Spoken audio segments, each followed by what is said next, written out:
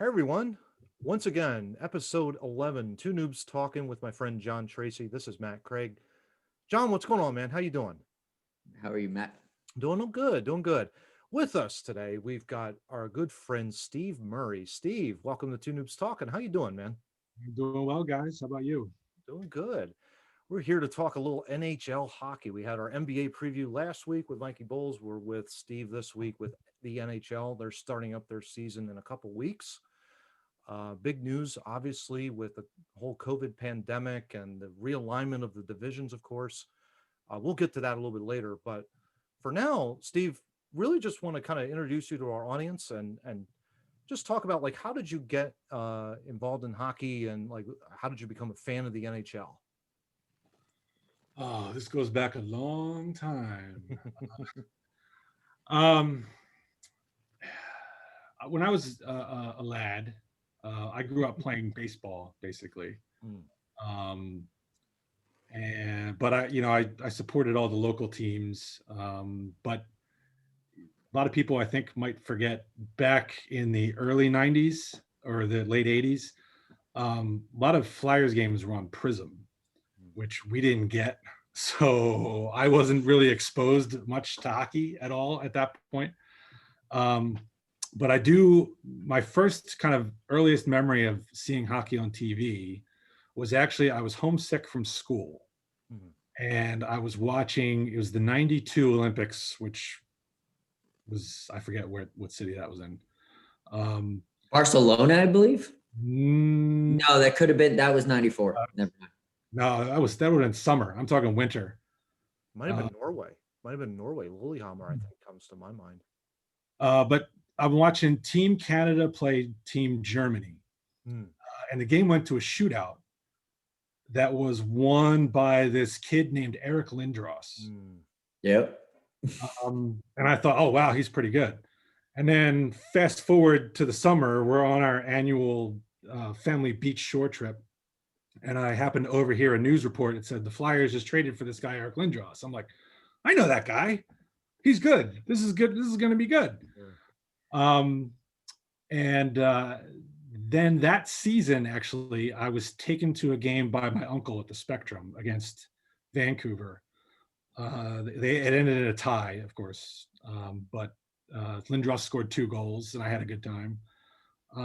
But again, the games were mostly on Prism, so I wasn't catching it. But I saw like the All-Star game was available to watch, so I would watch that and skills competitions, and thought that was cool. And then I think around '95 is when I actually started getting into hockey, like more organized. I had played sort of just, screwing around with sticks and balls and pucks on the deck, or sometimes the side yard would freeze over and we'd go out there in our sneakers and pretend we were skating. And, but it mostly devolved into fights. We'd have equipment thrown everywhere and just for fun. We had a penalty box. Nice. Uh, but so '95, I guess, is when I started sort of getting into organized hockey. And around the same time, um, I would see like the Flyers actually were getting into the playoffs at that point. Mm. So they'd be on national television, so you could watch those games. And then from there, Comcast Sportsnet finally came along, and I got to watch more games, and it just sort of snowballed, and I've been following it ever since. There you go. Nice. Beautiful. So it was Albertville, France in Ah, 1992. there you Where nobody's going to remember that. I had to look it up while we were doing it. Close enough. It's not Helsinki, but okay. Kind of We just like got in the ballpark, yeah. John, I guess same question to you. And all three of us have played hockey. I'm curious, like, God, how did I get into hockey? How did yeah, I how did you get get in and how involved? did I get out? Out's a harder story than in. Yeah. My dad and mom were huge Broad Street Bully fans before I was even born. So, and my aunts and uncles, like it was just always a part, like going to my aunt and uncle house. Like it was like Broad Street Bullies, they were great. Rick McLeish should flat out. He's among some of the best players ever. Yeah. So yeah, it was kind of ingrained, and I'm, same thing with Steve. Like in a church parking lot, I played hockey until, It's the aggressive ones that learn hockey. 'Cause the physical contact is what we play for. Yeah. Yeah. So that's kind of, and to be honest with you, like my love for, until I met Steve, my love for hockey, I don't think was at the level that it was for so long. Mm. Like, because me and Steve, like he could tell you stories, just stories of shitty ranks and I hate to cuss on this, but shitty ranks playing like dump and chase devil stuff because we used to like to hit people. So that's what we did. Like, and it was funsies. Yeah. And we would end the parking lot games in fights a lot, you know. Oh yeah, no, absolutely. Fun, not real fights, just you know. Yeah.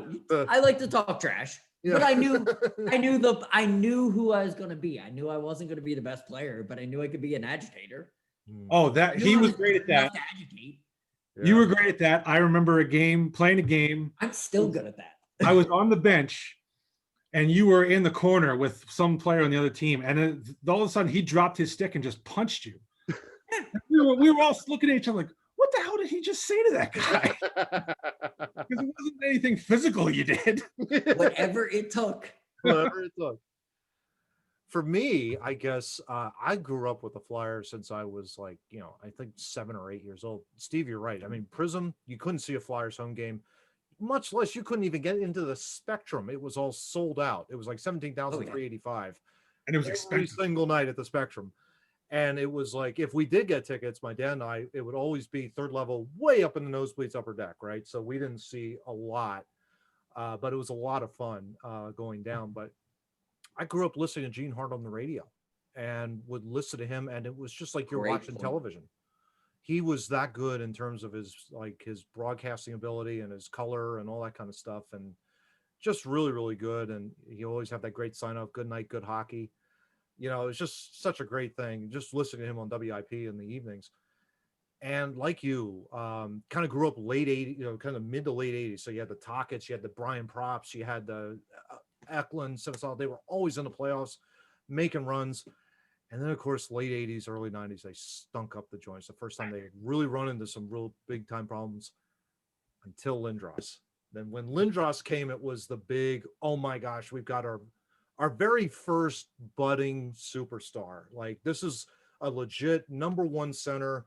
He could take us to the cup and all that kind of stuff. And then just kind of grew into that and just absolutely fell in love with the Flyers at that point. And of course, all three of us have gone to Flyers games together. We just love the team. Yeah. You talk about Lindros kind of reviving the franchise. I remember having the Elio's Pizza Crazy Eights line poster on my wall. Oh yeah. Him, Recchi, and Brent Fedek. I was initially devastated when I woke up one morning hearing the radio report that Recchi had been traded. I'm like, no, God. Yeah. Like, life's over. Exactly. Yeah. I'm the Claire guy. What a jerk.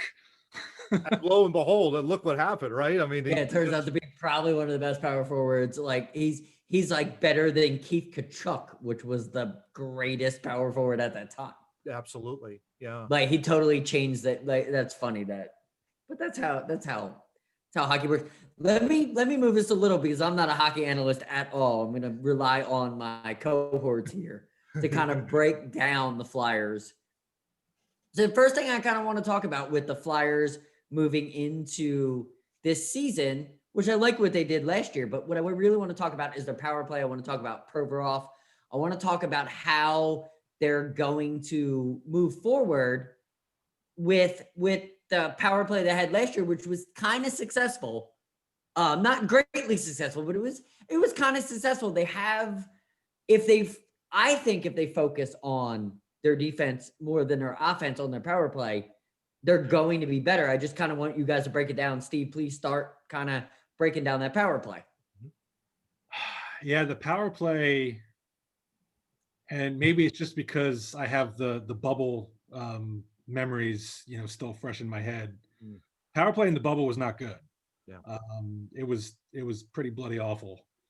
I think they ended up going 2 for, I don't even remember the numbers. It was just terrible. They have to improve it. The personnel, as best I can tell at this point, are still going to be the same. So it's it'll be interesting to see how they run it. They've for years they've sort of done the same thing where Drew's on the one side and they have somebody kind of in the circle for a quick one-time shot. It used to be the Scott Hartnell position, and then when Hartnell moved on, they put Shen there, and now it looks like they've got Couturier there. But I always get concerned with their power play because I just don't see enough guys kind of moving. When you watch really successful power plays, guys are moving all over the place, changing positions, and the puck moves all different spots. I think, especially in the bubble, their power play had a tendency to get a little stagnant. Where do you see the improvement? Where could the improvement happen? What's your thought process on it? My initial thought process is more movement. Don't leave Drew on the wall. Move him different spots. Get somebody behind the net and bring the puck around. Provorov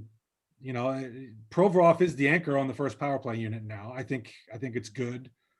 Gostisbehere did a good job while he was there, but there's other issues and concerns there. But I think Provorov is really maturing into a very good offensive player.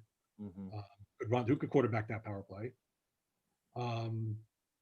But I'd like to see some more movement, more switching positions, just getting the puck to open space instead of sort of just concentrating it. Makes complete sense. Matt, what do you think about the hapless power play that Steve just talks about? I tend to agree with Steve. I think the power play was one of the reasons why the Flyers didn't go as far as I thought that they were going to in the bubble. They had a little bit of a tough go with Montreal. Montreal should have been, you're done in 5 with them. They were a 12th ranked team, and they did us a huge favor by beating Pittsburgh. I think we would have beaten Pittsburgh anyway, but having Montreal in there, and we were having a really tough go generating any kind of chances really against Montreal. Really, it was kind of by accident that we ended up beating them in 6. And then the Islanders, really good, solid defensive team. And they always have been that way throughout their entire organization's history, well, recent history, really. And they've got Barry Trotz as their coach. So it's like, he knows how to coach defense. That guy is very difficult to break down. Absolutely. So that really kind of showed. And, of course, we fall down 3-1. We come back, tie it up. We just ran out of gas in game 7. I mean, we just didn't even show up. I think we were just, at that point, just physically exhausted. The thing in the bubble that bothered me was Montreal and the Islanders both played a really similar style with an aggressive forecheck. Yes. Seriously coming after you in the defensive zone to get the puck and create turnovers. And I guess the Islanders just had more depth in personnel to kind of make it happen. I never once in that Islanders series, even though they came back from 3-1, I never felt like the Flyers played a great game against the Islanders. No, but I didn't really feel like they ever really played a great game against Montreal either. Yeah, I agree. Yeah, I think the fact that they smoked the top 3 teams in the conference in the opening round really kind of raised expectation levels for what was going to happen. Absolutely. I think it turned out, I'm not really sure Washington was all that interested in being in the bubble. I don't know about Boston. I mean, Tuukka Rask basically just said, "I've had enough of this. I can't take it anymore," and he ended up leaving, and he's under a lot of scrutiny now in Boston. Well, I don't blame him. I mean, I don't blame him either. If you can't focus and do your job, then you shouldn't be there. And you shouldn't be there. I think it serves his team better that he wasn't. Probably drove Jack Edwards crazy, but that's Jack Edwards is crazy. You don't need to drive him. Yeah, exactly. He's already there. But I also got the impression, I think the Flyers had some difficulty in the bubble just because, and I know for every team, some players will have this, but I mean, like Drew was leaving a young kid at home. Couturier just had a kid like right before the bubble. That's hard. I was away from my son's, I had to come back from Baltimore for a trial. The day of his birthday, his first birthday. It's not easy being away for a week and a half. No, they were away for a a good month. Niskanen suddenly retiring tells me he didn't want to be there. Yeah. To have a lot of your top line guys kind of potentially having those issues, it may be why the team that we saw in February and March wasn't really generating that same kind of energy in August and September. Yeah. And then, Travis Konechny, who was the best player on the team, Totally agree. he strikes me as the kind of guy who kind of gets energy from a crowd. I would agree with that. And without having a crowd, home or away, he'll draw positive energy from the home crowd, and negative energy from playing. Some of us would rather the booze than the cheers. Right. Exactly. It's a little easier to play. He didn't have that, and he didn't seem like the same type of player. Yeah, I would agree with that. Makes sense. Makes total sense. So let's move on to moving forward. Moving forward is the important part. This is the Flyers thing. I like their team. I really do. Not a lot of changes. You didn't shake everything up. You just gradually made changes. Very much so with a few of the teams in the city. So where are we projecting this team? Where are we looking at the team? Where are their flaws? Where's their strong points? I mean, we know Drew's a great player. I mean, we all played hockey. We all know Drew can play hockey. There's no, we're not going to sit here and be like, Drew sucks. That's not we've all played hockey. Like, the dude can play. Yeah, absolutely. Yeah. The divisional realignment really kind of messes with things because it's hard to predict. You're only going to be playing certain teams. The team's strengths, I think, are still top 6 forwards. I think they're really strong there.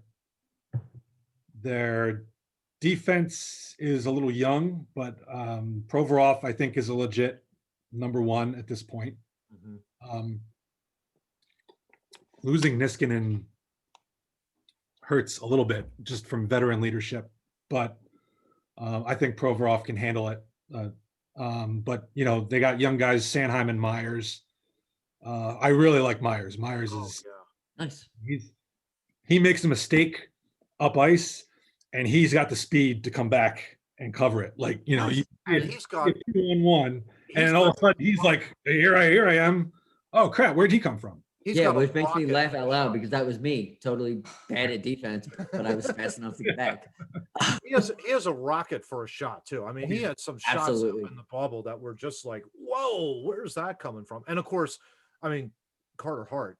I mean, it seems like now, after 20 some odd years, the Flyers finally have found a number 1 goalie for the next 10, 12 years. And I'm knocking on wood, of course, but I mean, to me, it's like, to be able to have that young kid and the maturity that he has shown so far, to take them as far as they did, as far as they were able to go in the bubble up to the Stanley Cup semifinals in his first real playoff run.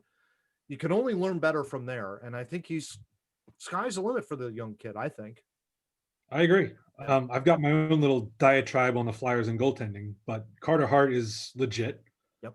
And hopefully he'll be legit for many years to come. And he looks great back there. Yeah.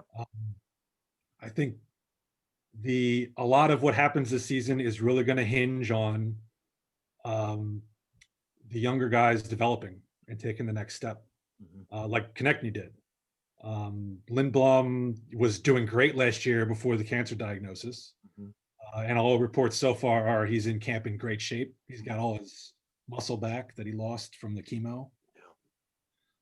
So hopefully he can get back to where he was prior to his unfortunate health issue. And then Nolan Patrick. Another one.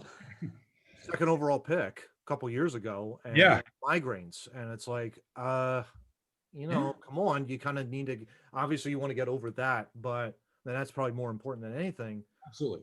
But, a lot is counted on him to really kind of be that second line, third line center to kind of give that additional depth.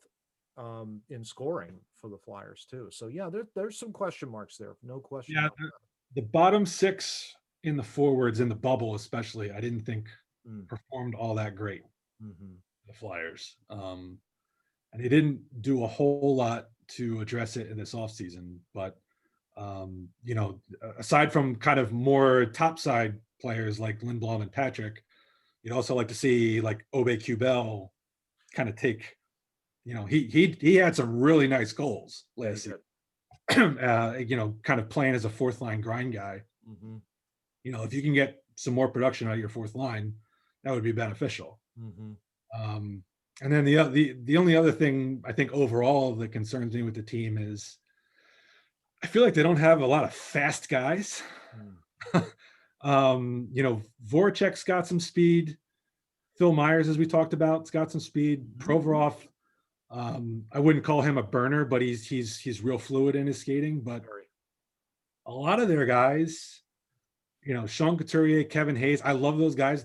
They are fantastic and they're great handling the puck. Yep. But they're not gonna jet past you. The only I have a love-hate relationship with Voracek, Steve. There are days where it's like he can show up and he can just flat out dominate a game if he wants to. But that's the question. Does he want to?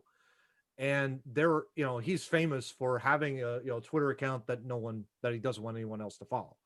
So I think it's kind of just weird. Then why have a social media account? That kind of thing. But really, I don't know what your thoughts are of him, and I'd love to know like what you think of him in terms of, is that a piece that you would move to get young and fast, or do you still keep him around with the hopes that he clicks and he scores 20 to 30 and maybe has the career year of 35, 40 goals? He has that capability. He has the capability he's done before. I'm not one of these people who wants to move him. I like him. I like his game. Mm-hmm. My only real criticism is I think sometimes he gets a little too pass happy. When he's he can score. There's reason for him not to shoot in certain situations. Yep. My quick question with that one, like just to piggyback on what Matt's saying, is he pass happy because he's got so many scores around him? When you got like Van Riemsdyk, you've got Giroux, you got guys that get open. Does that kill his game a little bit? Does it? I don't know. I wouldn't say. Is it because he's got prolific goal scorers around him, and maybe if he was on like maybe a Scott Hartnell thing, if you put him kind of on a line with just one other guy, is he better? I don't think it's personnel. I mean, you have to have guys that can score, play with guys, and you need guys who can set that up. And you can't just have all guys who just score goals, because then you're never going to pass to somebody who's open. And that's kind of my point with him playing with Van Riemsdyk, because like I'm giving it to Van Riemsdyk. Like I don't care how good I am. Like that dude is just a flat out goal scorer. You know what I mean? Like you're going to look for that extra pass. I think it's rather than personnel. I think it's just in his nature to want to pass the puck. He's very good That's probably what I was trying to fumble around in my head. Thank you for that. But that's kind of what I feel. You know what I mean? Like maybe he's pressing a little bit. He's not pressing because he's not good. He's pressing because he's got someone better on his line. Well, I think anytime you're struggling, certainly, you're going to press, and you're going to press on what you're good at. And when he's pressing, he tends to overpass. And he's a damn good passer too, by the way. So let's not let that go away. No, he's absolutely a great passer. But when you're pressing, you make passes that think are a little too dangerous that you normally wouldn't, or maybe you think a hole is bigger than it actually is. God knows I've been there. I think we all have. So let's kind of roll off of that. Like I love it, but let's roll off of where we see this team. Like I like this team. I think it could be something. Is it a championship team? I don't know. That's kind of why we brought you on, because you might know. But where do we see this team? Like seeding wise, what do you see? Who do you think is above them? Who do you think is below them? Well, the personnel is practically the same. So to get better than they were last year, I think they're going to need more from the younger guys. The older guys, we know what you can get out of them, and hopefully we'll get that out of them. Konechny, I think, really jumped out last year, and hopefully Phenomenal that player. I would have liked to have seen them try to go after a guy like the St. Louis defenseman. Oh, yeah, Angelo. Pachetto, yeah. But the Cat wasn't going to make that happen, and more realistically, I think the expansion draft prevented that from happening. Yeah.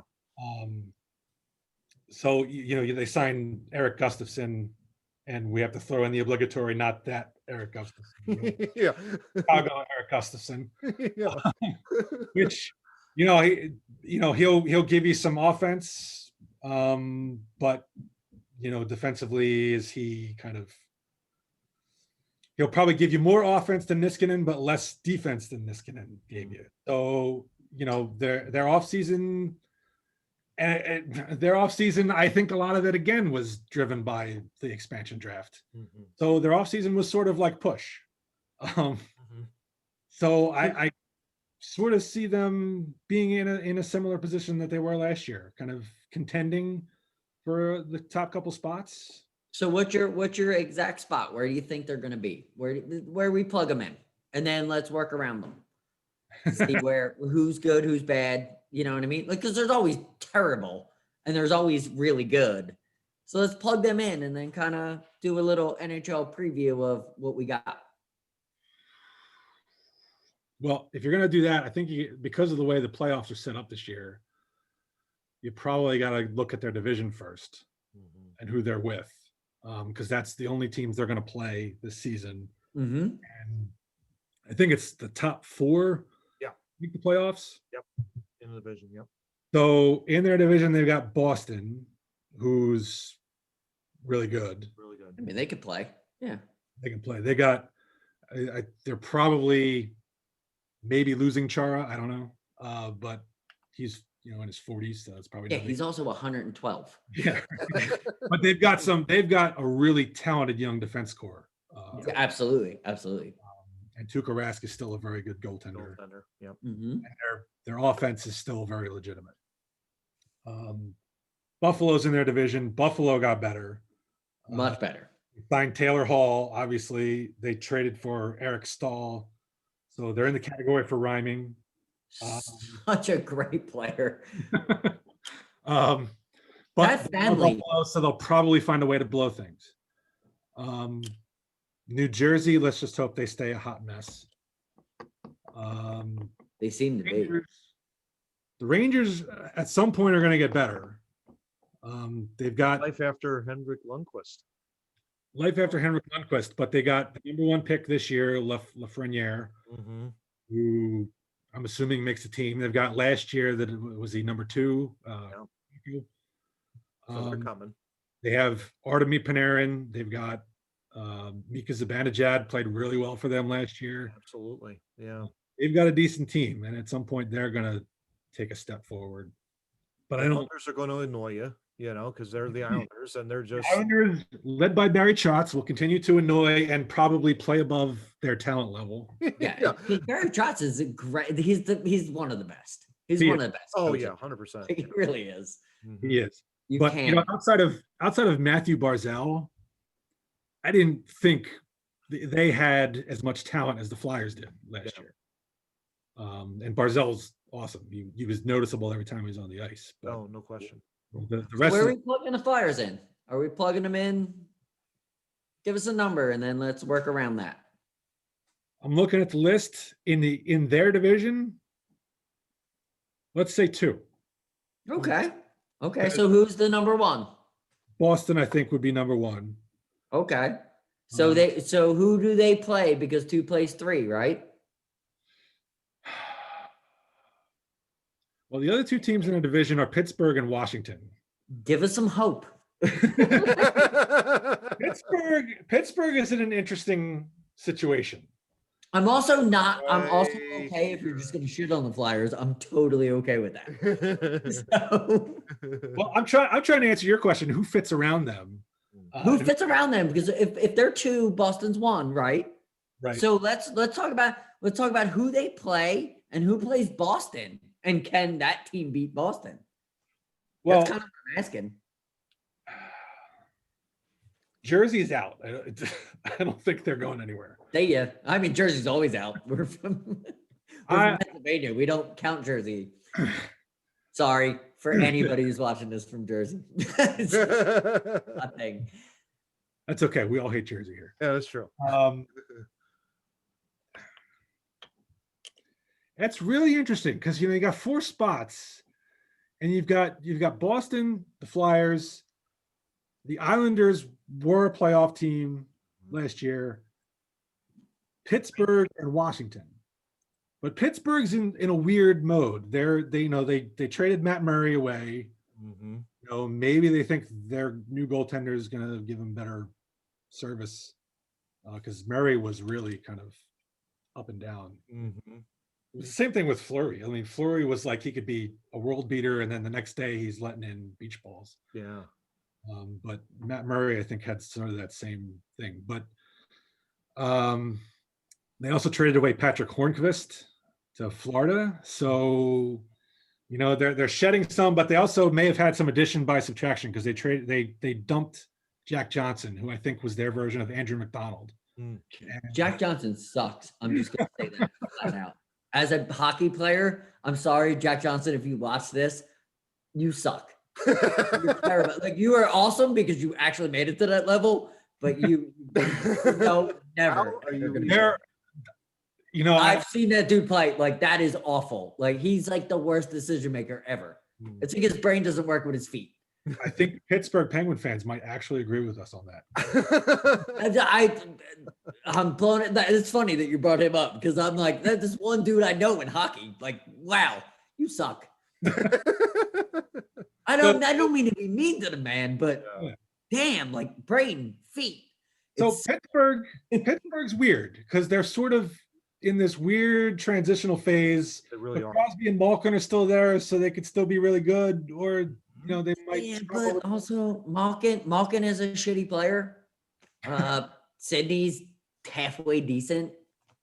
He's not what he once was, but no, he's still definitely a threat. You still have to count, but yeah. What is he? 15 years in the league at this point? Yeah, I think so. Yeah, it's got to be. Yeah, you can't play Came him in half the first forwards at draft, 41. after Are you lockdown, kidding me? Yeah. He's not 41. Been around for a while. He's been around for a while, but remember he started at 18. So Oh yeah, so yeah. So he's he's going 30. through 30s. He's still legitimate. Yeah. But the supporting cast, I think, is questioned there. So I think you could also say the same about Washington too. Washington's kind of in that funky spot where you're not really sure what you're going to get out of him. The grade 8's down there, and what he's gunning for, and that's going to be a future. I want to put this into the podcast and get your thoughts on Ovechkin there, Steve, on that. But regarding Washington, I think they're very similar to Pittsburgh. Could they be a playoff team? Yes. But they could also miss it depending on what this division does. It really comes down to how well does their goaltending stack up, because they don't have Holtby anymore. right. They've got a young goaltender that they believe in. They did sign Henrik Lundqvist. Lundqvist basically said, I can't play anymore. I got a heart condition. So he's done. He's not playing. Yeah. So now it's like you've got all that pressure just now on that young goaltender down there in Washington. How is he going to react to that? How is he going to respond to that? Is going to be the big question for them. And are they legitimately enough to make another run? I don't know. They've also fired their coach too. No, totally agree. Yeah. So where are we putting Boston, Philly? Where are we going? Who plays Philly? Who plays Boston? All right. So I'm going to, just because the Barry Trotz effect, I'll put the Islanders in the playoffs. There we go. I'll have them at 3. So we got Flyers Islanders too. I'll watch that. I don't watch much hockey. I'll totally watch that. So then we have to exclude one of Pittsburgh and Washington, and because it would give me joy, I'll exclude Pittsburgh. Pittsburgh. Yeah, There you go. There you go. So That's my man right there. Call Washington for the 4th spot. there you go. Washington. Boston, Who Washington. do you see coming out of this? But I think Boston runs over Washington easy. Yeah. Even though Ovechkin's the greatest thing I've ever seen. Boston's a better team, and I think the Islanders probably roll over the Flyers. Sorry, but I just think they're a better team. But I want your opinion. And I want Matt's opinion about it. But that's the way I feel. I feel kind of Islanders roll over, and I think definitely Boston rolls over, and that's your Eastern Conference. But I want your opinion, Steve, first, and then Matt, please go after. Yeah, sure. I'll agree with Boston probably beats Washington. But I think the Flyers would get by the Islanders. Okay, cool. Matt, what do you think? Yeah, I'm kind of and I think this is probably more of the bubble talking. I see the Flyers probably going to the semis against Boston. I don't see them beating Boston. I think Boston is that good of a team. Makes sense. And I think Boston will move on to the conference final. I think the Flyers they're so close. You could just see them coming. I think they're I would say probably 2 players away from really being a Stanley Cup contender. Really depends on the health of Nolan Patrick. Can Nolan Patrick get healthy enough? And then it's a lot to ask of him in this truncated season to say, okay, we need you to be a second line center. Well, you got to get healthy first, number one. Yeah. So once that hurdle is cleared, it really depends on what his health is and how the young players, I agree with Steve, how the young players continue to develop is going to be key for that team to really do well. And but here's a second round, and I see him out in the second round. Here's a quick question for you guys. If Carter Hart becomes Hextall 87, right? They could totally make a run for the cup. Like they're that close. They're just enough talented that if Carter Hart becomes Hextall 87, stops everything, goes against Edmonton to the tip, right? If they get the goaltending, they totally could be. They totally could raise the Stanley Cup. Carter Hart is this generation's Pelle Lindbergh. He's that good of a goaltender. And Pelle Lindbergh was the last real number 1 goalie the Flyers had. And Hextall, of course, yes, but with that run, not forever. But not forever, right? Hextall probably be mad at me for saying that, but sure, yeah, whatever. But that run, yeah, exactly. He's irrelevant. Bad GM. Yeah, it's like he's that kind of you're setting goal. You don't have to. But that run. Yeah. That run with Carter Hart, if Carter Hart makes that run, a similar run, you beat Boston. You know what I mean? 100%. So on that flip side, let's talk about the Western Conference. I know nothing about it, so I'm going to ask questions. Well, who do we see top 4? Wait. You got another point, please? Yeah, because you're talking conferences. We only talked about one division. Yeah. Okay, so the Flyers are in the East Division. Oh, see, I didn't even know this. Please explain. Well, it's a COVID thing. So they're because they have to have all the Canadian teams in one division because they're not allowed to travel outside of Canada for purposes of that's why the Toronto Raptors are playing. Just leave that to myself. So whoever comes out of the East would still have to, I'm assuming it would be maybe Matt knows, the Central. I would think so. Yeah. Yeah, it would have to be because you could probably have Detroit, you got Columbus. So they probably would want to centralize that. You got your 2 Florida teams, Nashville's in there. You got Chicago, I think, is in there as well. So you've got that kind of a mix with the Central Division. The interesting thing about the Central Division is it has the 2 teams that just played for the Stanley Cup. Yeah. Dallas and Tampa Bay. So that's exactly. That's a little unique. It will be. Yeah, it definitely will be. I think Colorado, if you're talking out west, John, I would think Colorado's got to be a contender, number 1. They're probably one of the most loaded teams I've seen in years. I think they've always been. Yeah, they've only gotten better. Edmonton is probably your sexy pick, but it really depends on how well Connor McDavid, you got McDavid and Draisaitl, and that's pretty much it in Edmonton. Steve don't like that. Let's talk to Steve real quick. There you go. And then Edmonton No, they got beat by Chicago in the bubble, and it was just Yeah. uh, They're like uh, the Toronto out west, so they really they are can't. the Toronto out west. They're the chokers. They're chokers. Exactly. That's fine. I mean, what other teams are out there? I mean, the Vegas. Vegas Knights have always been Oh good, yeah, gosh, Vegas. right? Always 3 years. I've been Yeah, they've always been good. They literally Oh, yeah. created a franchise and we're like, we're better than everybody else. I'm totally okay with that. Yeah. I could see Colorado. I agree with Matt. I think Nathan McKinnon may be the best player in the NHL. Mhm. I would agree. I would agree. As fringe much as I watch, I totally would. I mean, other than Ovechkin, because that's my only thing. Ovechkin's the greatest thing I ever saw, and I refuse to watch anybody else. But I totally agree with you. Yeah, Colorado I could see as a legitimate contender. Vegas I could see. Mhm. So we're talking Vegas, Colorado, which makes sense. I mean, they're two of the best teams in hockey. Flyers have a chance. We got Boston. Who do we got out of the Canadian division? Because that's probably going to be like Boston, Philly, I think is probably going to be the final. This from what we were talking about. Who's out of that Canadian division? So we have Real good question. our final four. That's That's probably the toughest one that we have. yeah, because It could be any of them. Ottawa's not going to contend. I think Edmonton, Toronto are now both in the same division, so they'll both choke. Vancouver played well in the bubble, so they might be a pick to come out of there. Maybe Calgary. Calgary was good 2 years ago. Mhm. Could be. Maybe Calgary. Montreal, I think, is still sort of middle of the pack. Shea I don't Weber know, goes so good to Montreal Canadians, really, Stevie, if you think about that. Yeah. And Shea Weber or is Carey Price. South phenomenal. Carey And Price. Carey Price too. Yeah, exactly. Yeah. Shea Weber is just phenomenal. Yeah.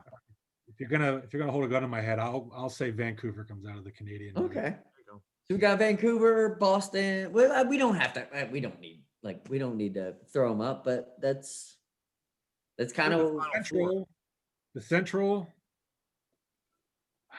Tampa Bay, you would think would have the best chance to come out of there because they just won the cup, but then they just mysteriously lost Nikita Kucherov for the season when they had cap trouble.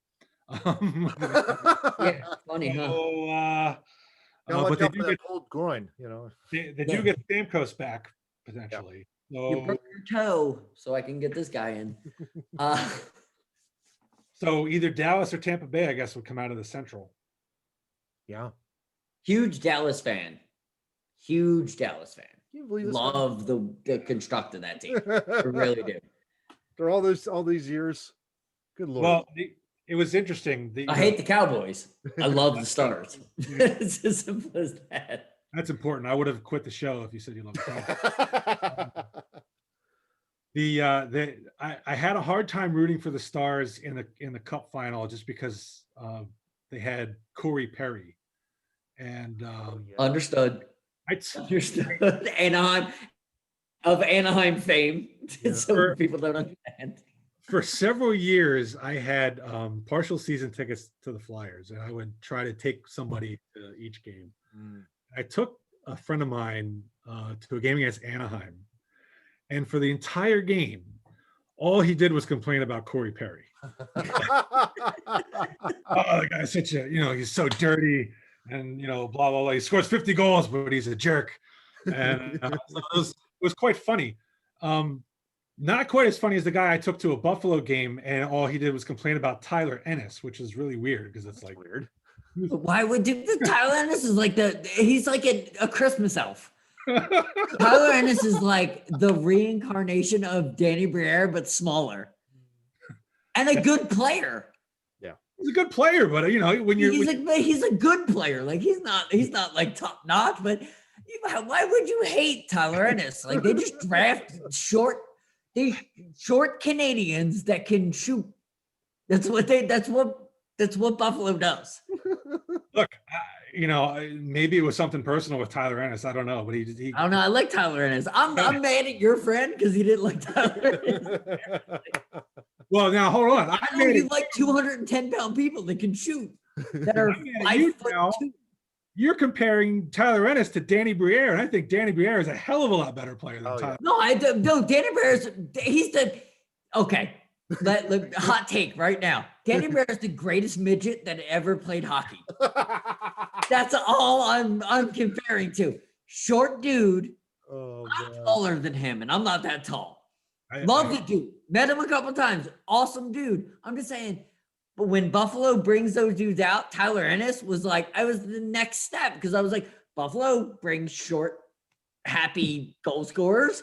So I feel something for Tyler Ennis because I like the way he plays, but he's shorter than Danny Briere. So if I think Danny Briere's short, I'm definitely gonna think Tyler Ennis is short. Oh, that's so funny. I like short, I also like short players. So I'm okay with that.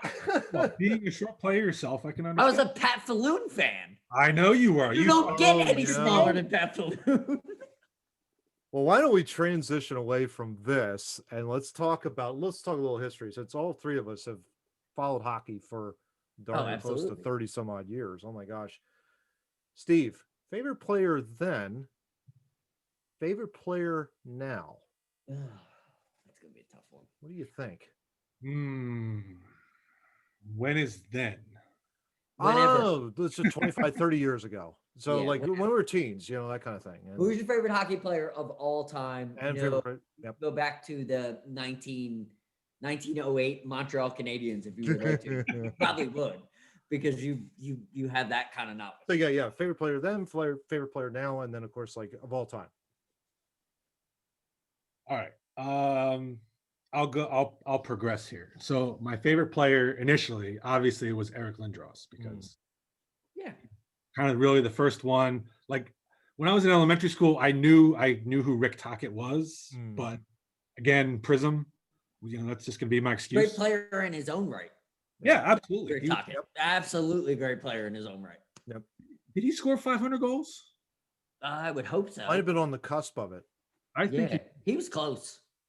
Yeah. Such a good player. So Lindros, Flyers, Penguins. Like, if you don't know who Rick Tocchet is, check him out. Yeah. Dude could play. Dude could play. He could coach too. He also gamble. If you want to get to the later. Dude could do some things. I have a little problem about that, but that's why I kind of like rooting for Arizona because he coaches them, and I'd like to see them do well. But they lost Paul. They just traded Derek Stepan, so I don't know what they're doing. Who knows? But all right, so Lindros, early 90s. Then post sort of Lindros breakup, we'll go John LeClair. Yeah. Because I remember one of my favorite quotes of all time. He scored an overtime goal against Carolina. And they were asking him, how the reporters do it, like, oh, so what were you thinking during that? Yeah. His response was like, oh, I don't know, I saw the puck, so I just started pushing people, and it went in. Makes sense. That's great. That's great. It makes total sense. And then after the 04 run, I think my favorite player became Keith Primo. Yeah. Just because he put on a display in that playoff series that I don't think is phenomenal player. Unbelievable. Phenomenal. That Tampa Bay goal by the game in Game 6. If Detroit would have kept him, in his prime, they would have won. I think they would have won extra championships.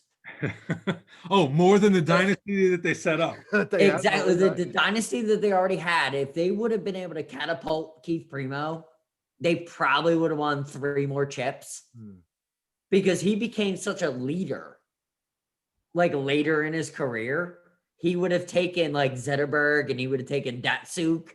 Could you imagine him playing with 2 a Finnish player and a Russian player that had no bounds, and you had a big center just stand in the middle? They would have shot pucks off his face into the net. Like it would have been like when the leadership that he had with the Flyers.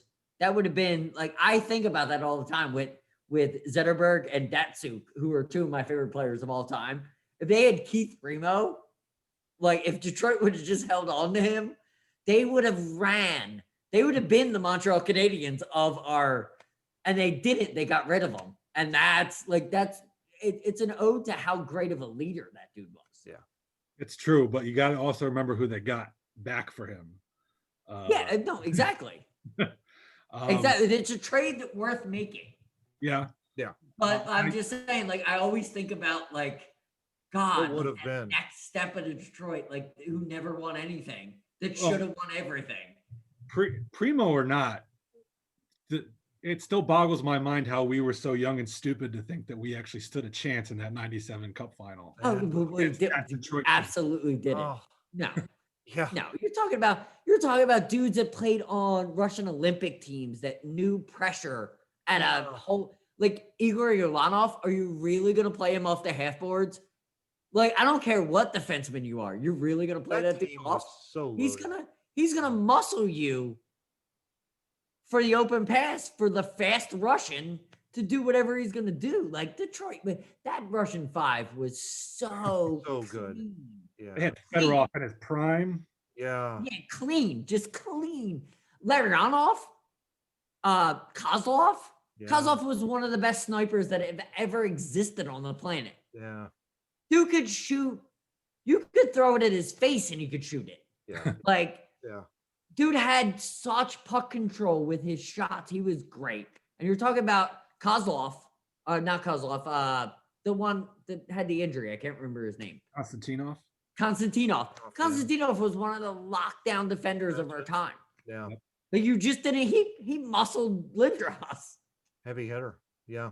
Was able just to muscle him and play good defense. He was also a really good. He could move the puck. Yeah. Yeah. Yeah, And that was a time. Gravely talked about that. That was Not just the Russian five. They had 2 600 goal scorers on that team. yeah, exactly. We're not I even mean, talking about Eiserman. We're not even. and also talking about Chris Shannon. Draper, We're not who even was a talking about- phenomenal, Yeah. phenomenal player. They were a great team. They were. A And that great was also Martin Lapointe before he got paid and Yeah. decided to. Absolute. Martin Lapointe was probably one of the best checking Center. players of all time. He Yep. knew how to play defense and offense. He knew how to play. That's a really good had- point. We could we probably had go line. deep in that. They had Paul Coffey too. Yeah. Late 30s Paul Coffey. This is Yeah. like- But Paul Coffey, late 30s, is probably better than we'll ever be. oh, Like absolutely. such a great play, but he was such a great player. Go back to the Edmonton years, like Oh, absolutely. wow, he was a phenomenal player. But when he came in, was he an Olay kind of guy? Yeah, absolutely. He didn't want to take a fucking chin. But no, it was a good lockdown. They had that 90 G's. Well, yeah, but we were top heavy. You know, I watched a year or two ago. I think I told Matt about this. They replayed. It was like game 3 of the series against the Rangers in the Yeah. Eastern Conference Finals. And I'm watching the game, and it was basically the top line and Brindamore. And That was it. that We were laughing about that. We were laughing about that last night when we were doing pre-production. Yeah. Rod Brindamore on the first line is laughable, but Rod Brindamore on the second line was awesome. But if Rod Brindamore is your last hope, you're in trouble, You're in trouble. especially playing against a team like that. Yeah. That team was just so good. Yeah. Just And then real quick, like since we're talking about this, let's go to the 10 team real quick. oh, I The love 2010 team, Mm. Joffrey Lupul, Oh. Richards, No. Carter. No. Lupul. That was a good team.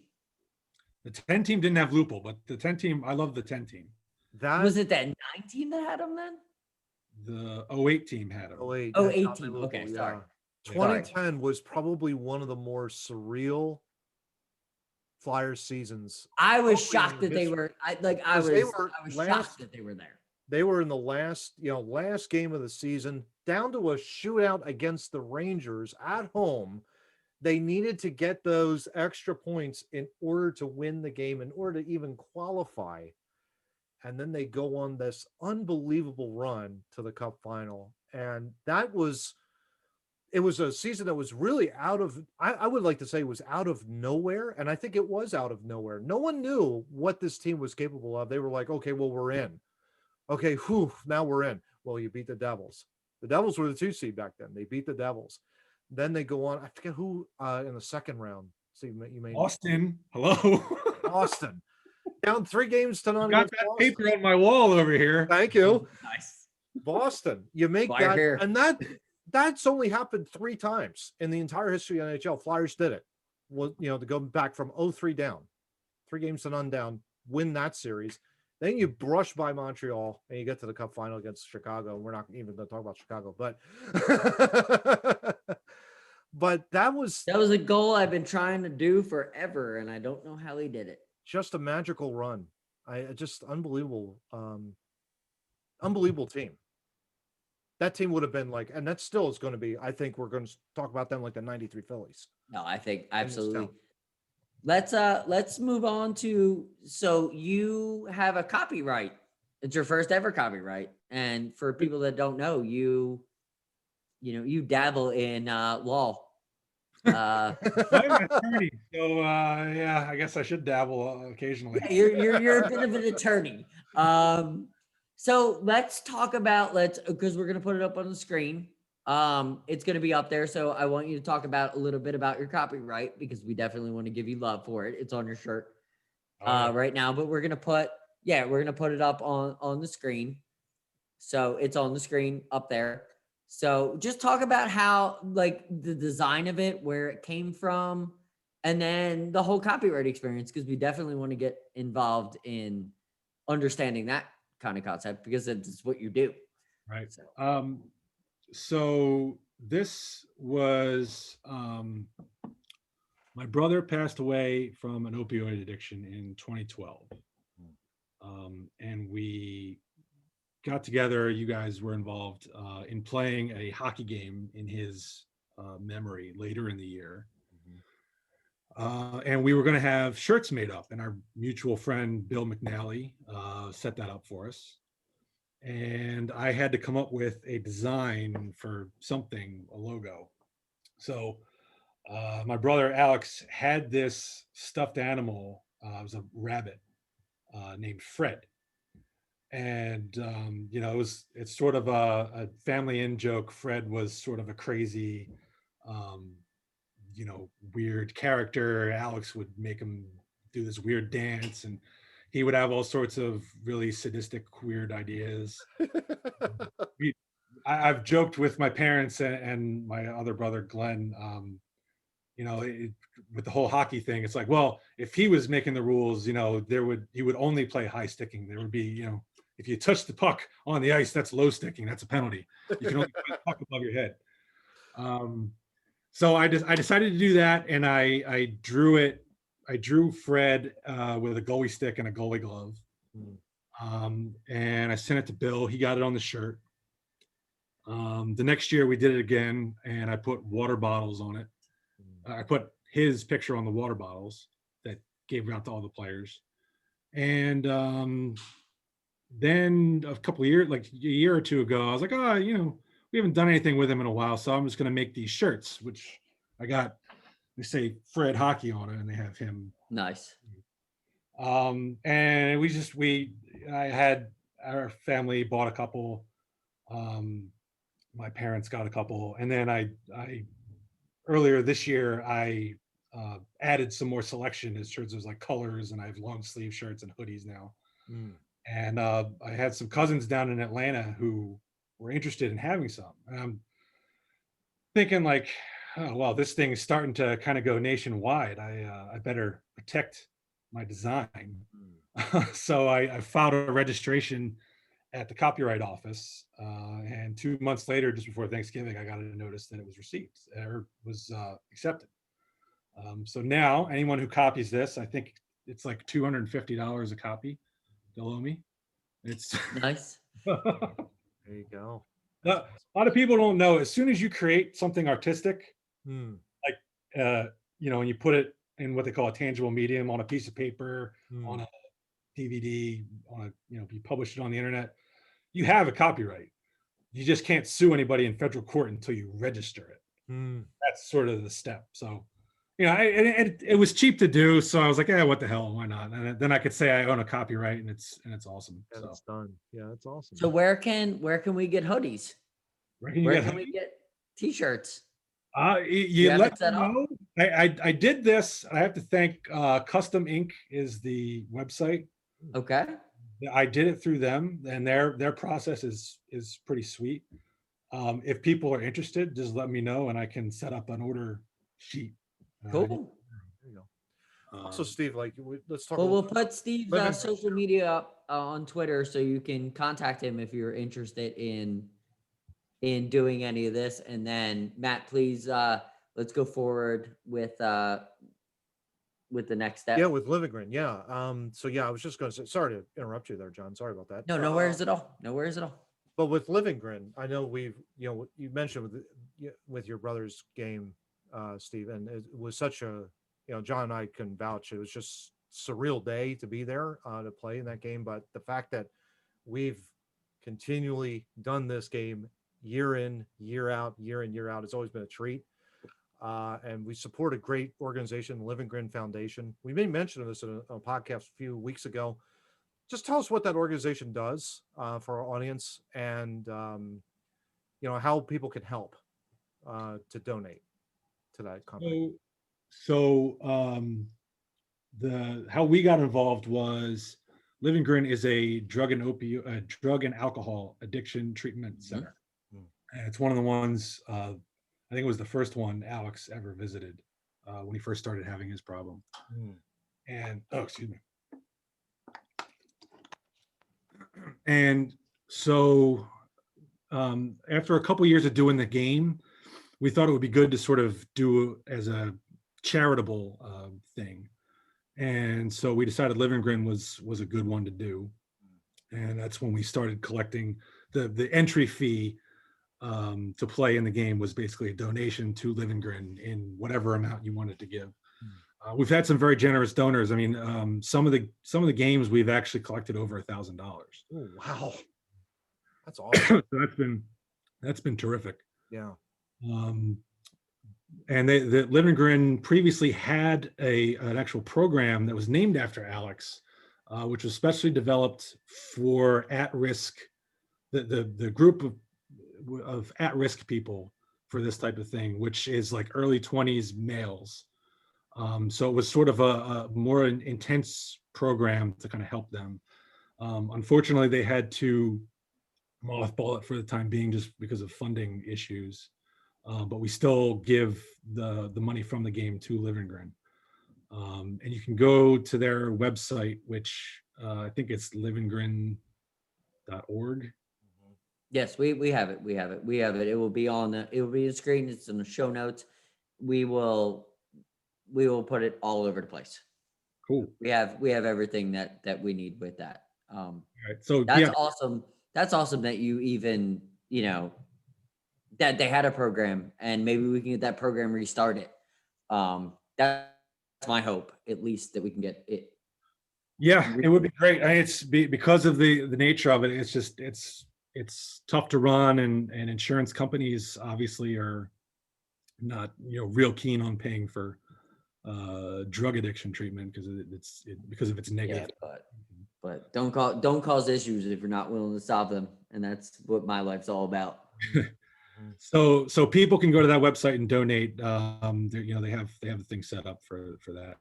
That's awesome. Absolutely. It's unfortunate because of COVID that we couldn't get the game this year, but this is the big part of this is why we wanted to bring you on, and we really appreciate your time. If we can't do it one way, we're going to do it another way. You know me well enough. You know Matt well enough that we're just going to kick doors down. We're not gonna play this game of we can't play hockey, but you know what? We can talk about it on YouTube. And you know what? If we don't, we'll just get a TV spot.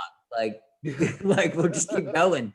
Like if we can't talk about it one way, we'll talk about it another way. You're not going to shut me up. One thing I will say, me long enough.